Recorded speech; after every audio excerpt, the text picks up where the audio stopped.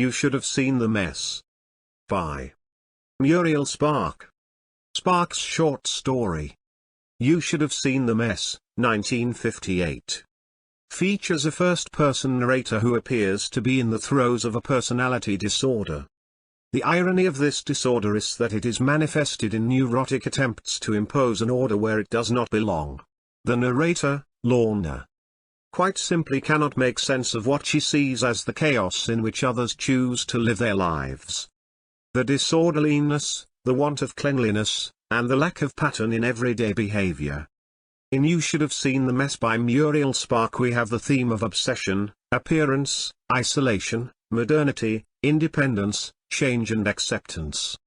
Taken from her The Complete Short Stories collection, the story is narrated in the first person by a young 17-year-old girl called Lorna.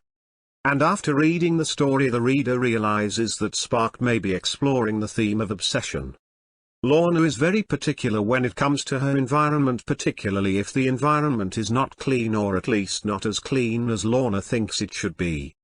She leaves her first two jobs because of the cleanliness or lack of cleanliness in both jobs, only settling in Lowe's after she considers it to be more modern, something which is important to Lorna.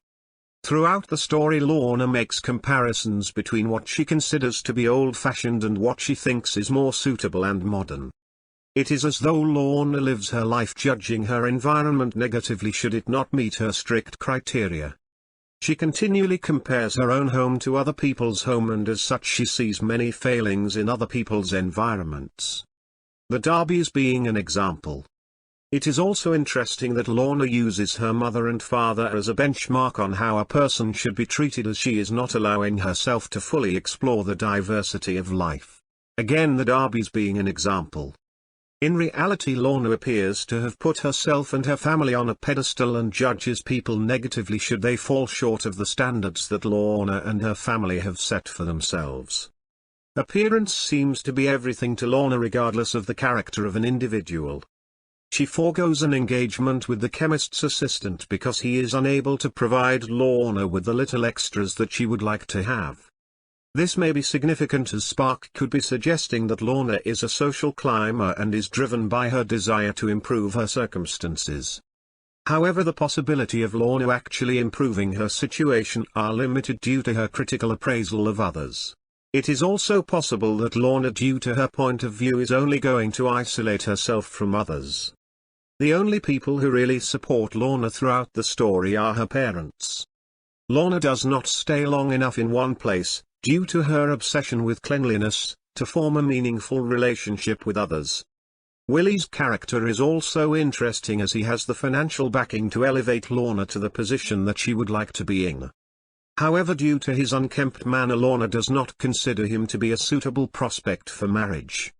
Though Willie continually flatters Lorna, she cannot see past the fact that Willie's living arrangements have a lot to be desired. How strongly Lorna feels about Willie and his living arrangements is noticeable by the fact that Lorna considers a relationship with Willie to be a step backwards in her life, despite the fact that Willie can provide Lorna with what she is looking for. Again, there is a sense that Lorna, due to her obsession with cleanliness, is isolating herself from others. If anything, it is unlikely that any suitor will satisfy Lorna, as she is sure to find some type of fault with them, just as she did with the chemist's assistant and Willie. Which may suggest to some readers that Lorna lacks the ability to find common ground with another individual. Such is her criticism of how people live their lives. It may also be a case that Lorna is irrational when it comes to other people's cleanliness. Not only does she judge people by the cleanliness of their environment and their appearance, but she also seems unable to change her attitude. It is as though Lorna is paralyzed by her obsession with cleanliness. The fact that her parents act as enablers is also unhelpful to Lorna. If anything, Lorna's parents may be as obsessive about cleanliness and modernity as Lorna is. Something that is noticeable by the fact that Lorna's father is constantly making changes to the house, and the health officer considers that one could eat their dinner off Lorna's mother's floor.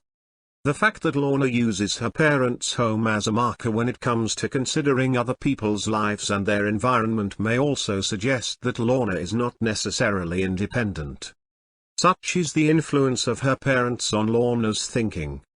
Without knowing it, Lorna's parents, rather than being supportive or Lorna, are ensuring that she lives a closeted and protected life. One in which anybody who might be different to Lorna is shunned. Something which would further suggest that Lorna through her thinking and actions is only isolating herself from others. For a young 17-year-old girl, Lorna should be a little more open-minded and accept that others may not necessarily live their lives to the standards that Lorna sets for herself.